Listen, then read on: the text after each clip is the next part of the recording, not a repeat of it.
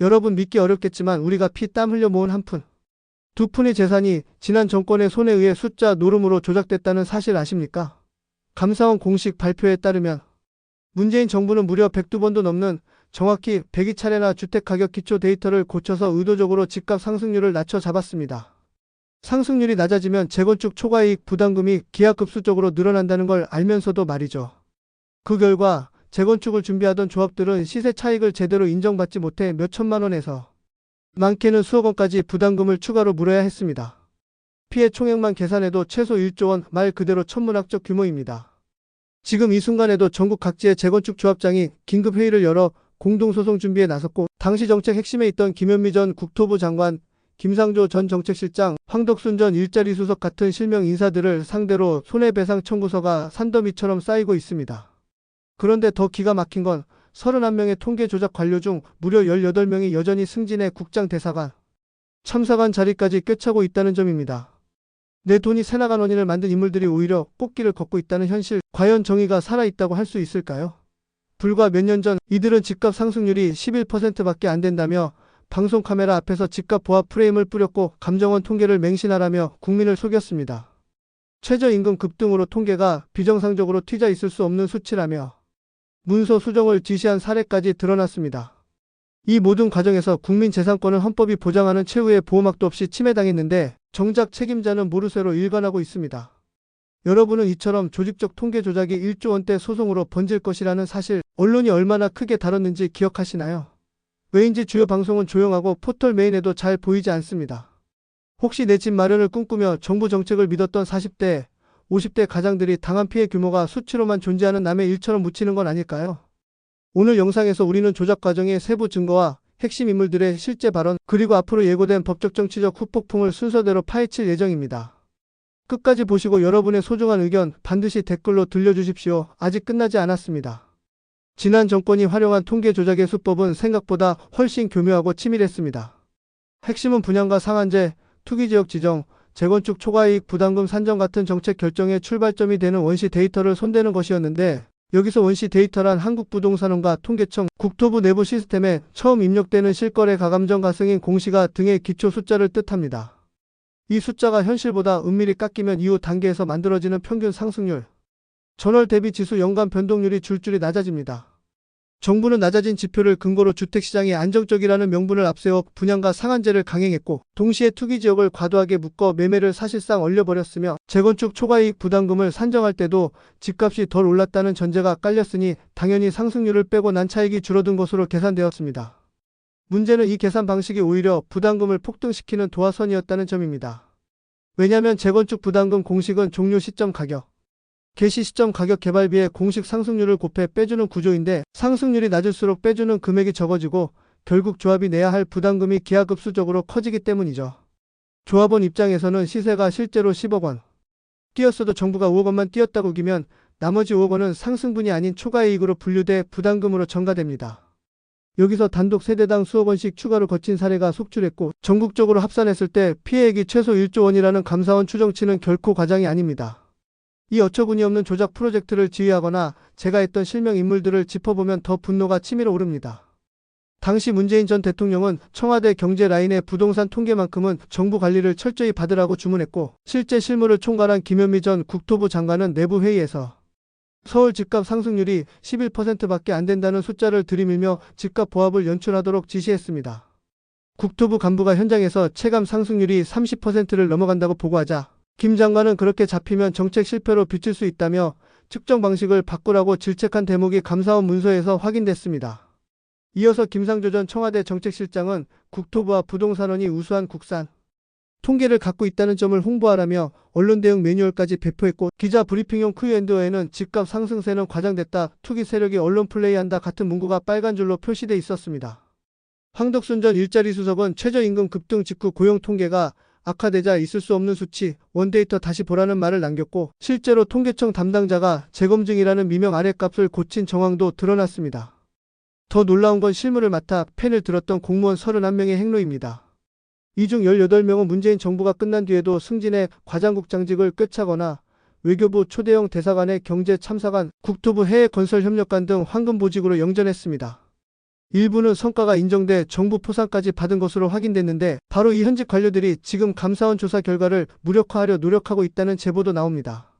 우리는 상부 지시에 따랐을 뿐이라는 집단 진술이 돌고 메신저 단체방엔 없던 회의를 새로 만들자 보고서 초안을 폐기하라 같은 대화가 남아있다는 내부 고발도 언론 인터뷰로 흘러나왔습니다. 법적 책임을 피하기 위한 조직적 증거 인멸 시도 아니냐는 의혹까지 일고 있지만 현 행정부의 징계 절차는 아직 예비 감찰 단계에 머물러 있습니다. 감사원이 지난달 공개한 903쪽짜리 보고서에는 헌법 제23조 재산권 보장을 구조적으로 침해한 사안이라고 명시돼 있습니다. 보고서는 즉시 검찰에 통보됐고 검찰은 직권남용 권리행사 방해, 허위공문서 작성, 업무상 배임 등 6개 혐의를 적시한 수사 착수보고서를 작성했습니다. 동시에 서울행정법원은 재건축 조합들이 제기한 제초한 부담금 취소 소송을 심리하면서 감사원 원본 자료 전체를 제출하라는 보정명령을 2차례나 발송했습니다.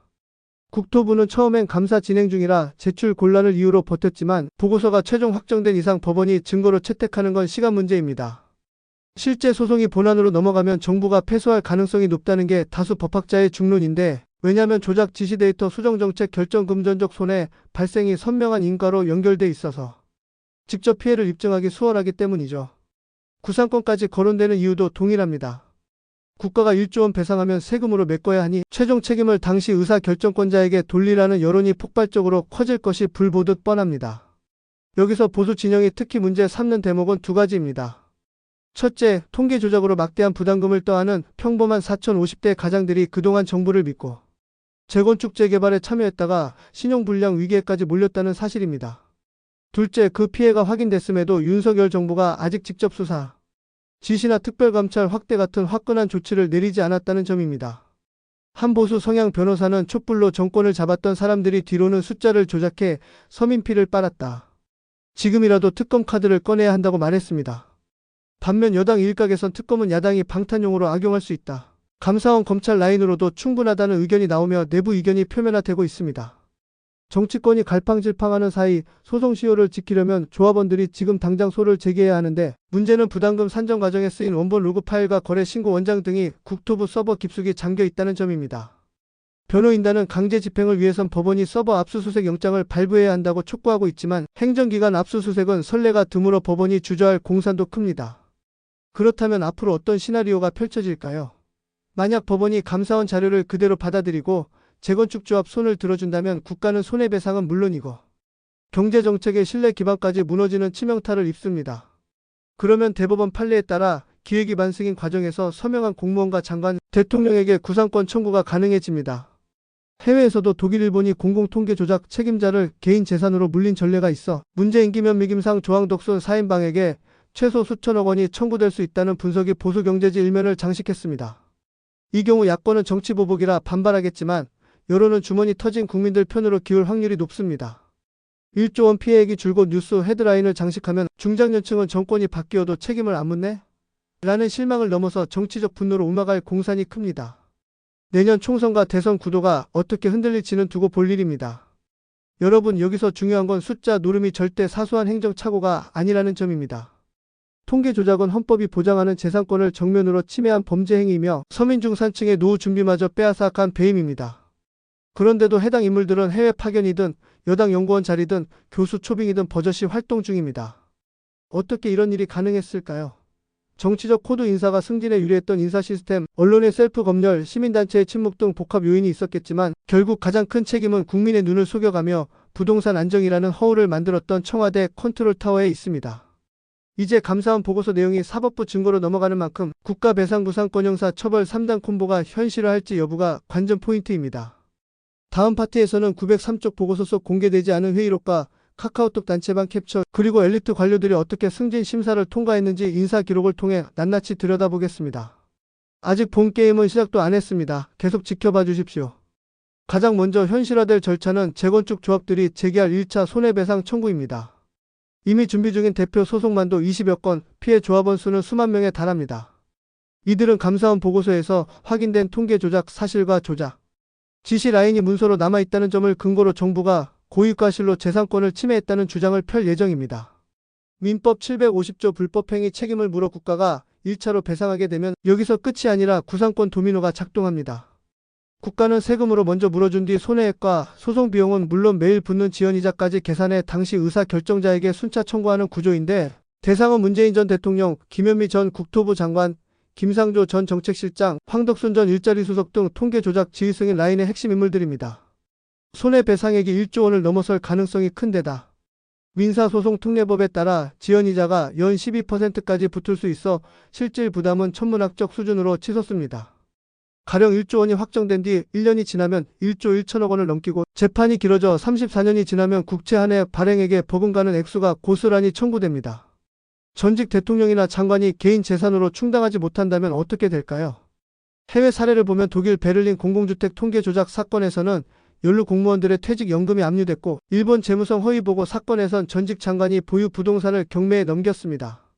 우리나라 역시 국가재정법에 구상권 회수 불능 시 연금퇴직금급여에서 상계할 수 있다는 조항이 명시돼 있어 자칫하면 전직 권력 핵심이 노후 자금까지 차압당하는 전례 없는 장면이 펼쳐질 수 있습니다.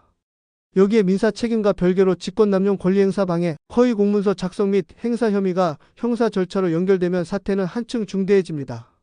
직권남용은 최고 5년, 허위 공문서 작성은 최고 7년 징역형이 가능해 구속수사 방침이 내려질 경우 전직 대통령도 예외가 아닙니다. 실제로 박근혜 정부 시절 국정원 댓글 사건 담당 직원들이 직권남용으로 실형을 선고받은 전례를 잣대로 삼으면 이번 사안의 형평성 문제는 피하기 어렵다는 의견이 법조계 안팎에서 나옵니다. 자, 그렇다면 현 정부는 얼마나 강한 칼을 빼들 것인가가 관건입니다. 윤석열 대통령은 대선 후보 시절 통계 조작은 21세기형 권위주의 범죄라며 강경 대응을 약속했고, 취임 초기 국무회의에서도 정확한 통계가 정책의 시작이라고 강조했습니다. 그러나 아직까지는 감사원 검찰법원 라인만 가동되고 독자 TF나 특별수사본부는 설치되지 않았다는 점에서 보수 진영 내부에서도 속도 조절이 지나치다, 검찰 수사력을 100% 동원하지 못하고 있다는 볼멘소리가 큽니다. 특히 3040무주택 세대와 재건축 조합원들은 지난 5년간 폭등한 집값과 치솟은 대출 이자에 허덕였는데, 책임자 사법 처리가 늦어지면 총선에서 등을 돌리겠다는 기류가 분명해지고 있습니다. 최근 여론조사에서도 문재인 정부 집값 통계 조작 책임자를 처벌해야 한다는 응답은 40대 이상에서 압도적 우세지만, 윤석열 정부가 제대로 수사한다는 평가는 절반을 밑도는 상황입니다. 이 격차가 좁혀지지 않으면 중도무당층은 기성정치에 실망해 투표장에 나오지 않을 수 있고, 야권은 정치 보복 프레임으로 역공에 나설 것이라는 분석이 나옵니다. 결국 청와대가 검찰 전면 압수수색, 특검 카드, 공문서 원본 즉시 공개 같은 강수를 둘지, 아니면 절차론을 내세워 속도 조절을 이어갈지가 향후 국면의 분수령인데, 야권은 이미 통계 수정은 정책적 판단이라며 행정소송 맞불을 준비 중이어서 쌍방 소송 전쟁이 불가피합니다. 재건축 조합 카카오 단톡방마다 부담금 폭탄 한수 촉구, 국토부 앞 시의계획, 변호사 선임비 모금, 버스 대절 학생기 렌털 리스트가 공유되고, 온라인 커뮤니티에서는 문재인 통계 게이트 진상규명 서명 운동이 확산됩니다.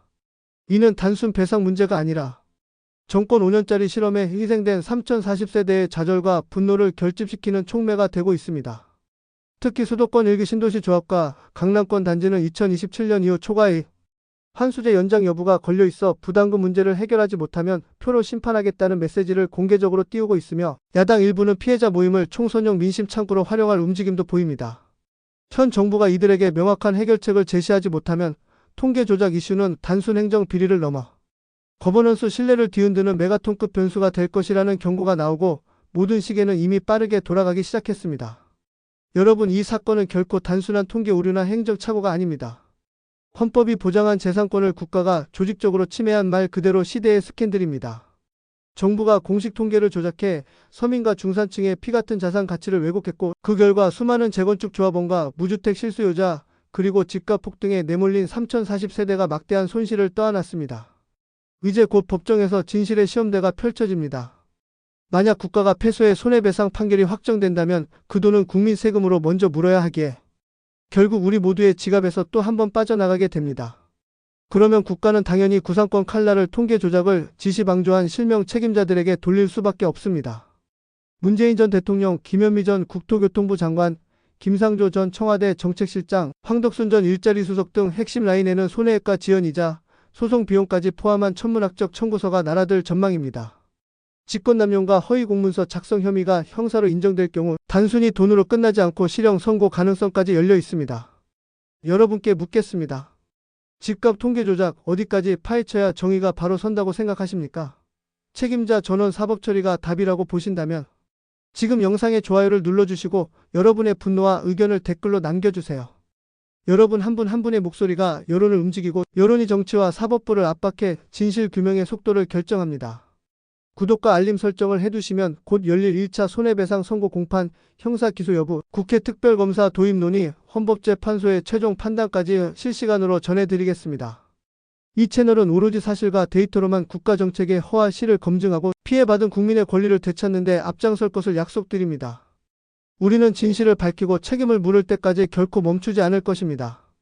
다음 영상에서 더욱 충격적인 내부 회의록과 법정 증언으로 돌아오겠습니다. 끝까지 함께해 주신다면 부동산 통계 조작 게이트의 전모가 드러나는 순간을 여러분과 가장 먼저 공유하겠습니다. 그러니 지금 바로 구독 버튼을 누르고 알림종을 켜두세요.